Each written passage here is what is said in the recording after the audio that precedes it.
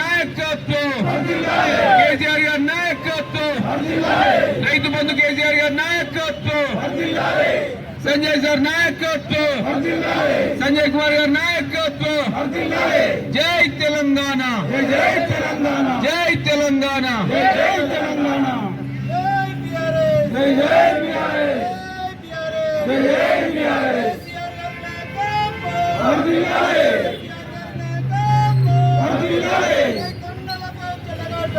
खबरदार खबरदार खबरदार खबरदार जय कांग्रेस చెట్టు మీది కొంగ చెట్టు మీది కొంగ చెట్టు మీది కొంగ వద్దురా నాయనా కాంగ్రెస్ పాలన వద్దురా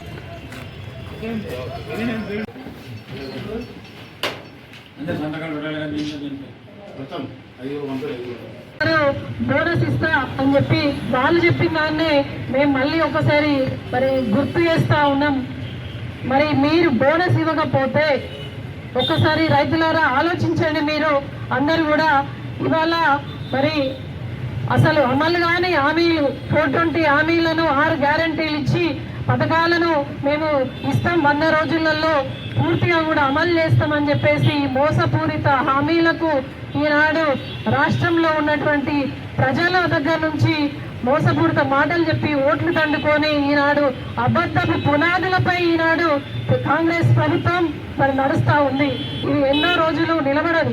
ఎప్పుడైనా కూడా ఇచ్చిన మాట నిలబెట్టుకున్నప్పుడే ప్రజలకు వాస్తవాలు మరి వాళ్ళకు కూడా అందినప్పుడే వాళ్ళకు కూడా పథకాలు చేరినప్పుడే ప్రభుత్వం అనేది కొనసాగుతూ ఉంటుంది. కానీ ఇలా అబద్ధాల పునాదులపై కాంగ్రెస్ ప్రభుత్వం నడుస్తూ ఉన్నది. ఇది మంచిది కాదు. రైతుల ఉసురు తలుగుతూ ఉంటుంది. ఇలా కేసీఆర్ గారేమో రైతులకు నీళ్లు లేక పంట పొలాలు ఎండిపోతే మరి ఎర్ర టెండలు మరి కేసీఆర్ గారు పొలాల దగ్గర ఉంటే ఇదే కాంగ్రెస్ పార్టీ తెలంగాణ రాష్ట్ర ముఖ్యమంత్రి గారు మరి ఆ క్రీడా ప్రాంగణంలో ఉండి క్రికెట్ మ్యాచ్ చూస్తూ ఉన్నారు.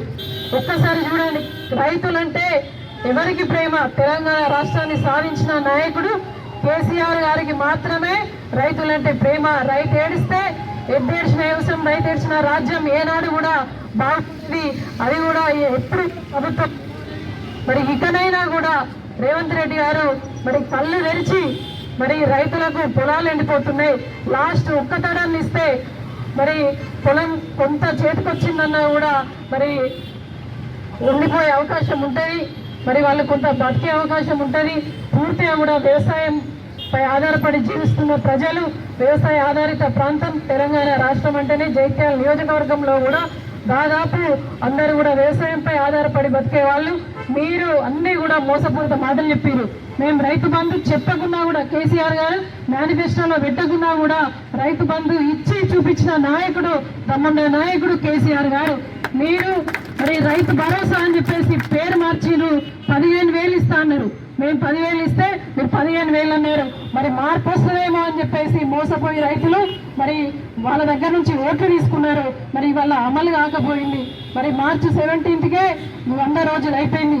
ఏది నీకు అమలు చేయాలన్న చిత్తశుద్ధి ఉంటే, నిజంగా మీద రైతుల మీద కూడా ప్రేమ ఉంటే, ప్రజల మీద ప్రేమ ఉంటే నువ్వు మార్చి 17 బిఫోరే జీవో ఇవ్వాలి. ఈ పథకాలన్నీ కూడా ఎలక్షన్ కోడ్ తోటి సంబంధం లేకుండా ప్రతి ఒక్క రైతుకు రైతు భరోసా 15,000 ఇచ్చి మాత్రమే ఈ ఎంపీ ఎలక్షన్లలో ఓట్లు అడగాలని చెప్పేసి మేము బీఆర్ఎస్ పార్టీ పక్షాన డిమాండ్ చేస్తాం. 9 నాడు మీ అందరూ కూడా 2 లక్షలు ఇప్పటికే మాపైన వాళ్ళు మళ్ళా పోయి తెచ్చుకొని నేను వెంటనే మాఫీ చేస్తానని చెప్పేసి ఈ అబద్ధాల ముఖ్యమంత్రి చెప్పిండు. మరి ఎక్కడ పోయా నీ 2 లక్షల రుణమాఫీ? 2 లక్షల రుణమాఫీ వేస్తేనే మరి రైతుల దగ్గరికి వెళ్ళి ఓట్లు అడగాలని చెప్పేసి బీఆర్ఎస్ పార్టీ పక్షాన డిమాండ్ చేస్తా ఉన్నాం. ఇవాళ మరి పెన్షన్లు రాక ఊర్లలో ముసలవ్వలు మోస వర్ణానితం. మరి ఎక్కడా కూడా వాళ్లకు మరి బుగ్గడంత అన్నం తిందామన్నా కూడా, మరి మందులు తెచ్చుకుందామన్నా, హాస్పిటల్ పోదామన్నా కూడా కేసీఆర్ గారు ఉన్నప్పుడు 2,016 రూపాయలు ఇస్తే వాళ్ళు మరి పూట గడుస్తుండే సంతోషంగా ఉన్నారు వృద్ధులు. మరి గ్రామాలలో కావచ్చు, పట్టణాలలో కావచ్చు.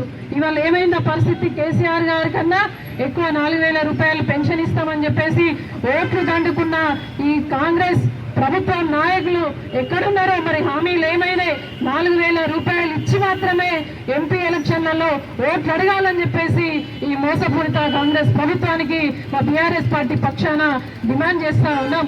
ఎక్కడ అసలు మీరు ఈ అమలు కానీ హామీలన్నీ ఇచ్చి ఓట్లు దండుకున్నారు. ఇప్పుడు ఎలక్షన్ కోడ్ అంటే ఒప్పుకునే పరిస్థితే లేదు. తప్పకుండా రైతులందరూ కూడా మీడియా ద్వారా ప్రతి ఒక్క రైతన్నా కూడా కదలాలే. మన కళ్ళం దగ్గర మరి మద్దతు ధరతో పాటు 500 బోనస్ ఇచ్చేదాకా కూడా వడ్లు మాత్రం కాంట పెట్టేది లేదు, జోకేది లేదు, తూకం వేసేది లేదని చెప్పేసి మేము బీఆర్ఎస్ పార్టీ పక్షాన అండగా ఉంటాం.